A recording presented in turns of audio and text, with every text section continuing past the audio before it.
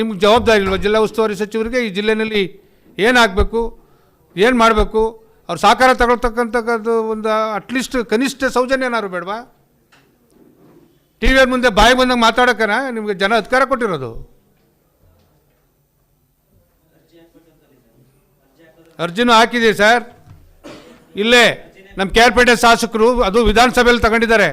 M B ಪಾಟೀಲ್ರಿಗೆ question ಕೇಳಿ ಅವರೇ ಹೇಳಿದ್ದಾರೆ, ಅಮೇರಿಕಾ ಮೂಲದ ಸ್ಕ್ಯಾನ್ಸನ್ ಗ್ರೂಪ್ಗೆ ರಾಜ್ಯ ಸರ್ಕಾರದಿಂದ ಮಂಡ್ಯ ಜಿಲ್ಲೆಯ ಸುತ್ತಮುತ್ತಲು 100 ಎಕರೆ ಭೂಮಿಯನ್ನು ಸೆಮಿಕಂಡಕ್ಟರ್ ಫೈಬ್ರಿಕೇಷನ್ ಯೂನಿಟ್ ಸ್ಥಾಪಿಸಲು ಹಂಚಿಕೆ ಮಾಡಲು ಕೋರಿದ್ದಾರೆ.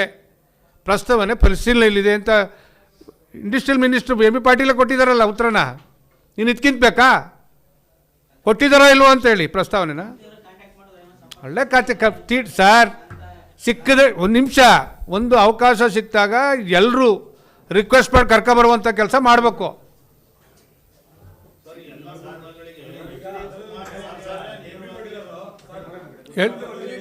ಸುದ್ದಿ 3 ವಾಹಿನಿಯ ಹೆಚ್ಚಿನ ಮಾಹಿತಿಗಾಗಿ ಸಬ್ಸ್ಕ್ರೈಬ್ ಆಗಿ ಹಾಗೂ ಬೆಲ್ ಬಟನ್ ಒತ್ತಿ.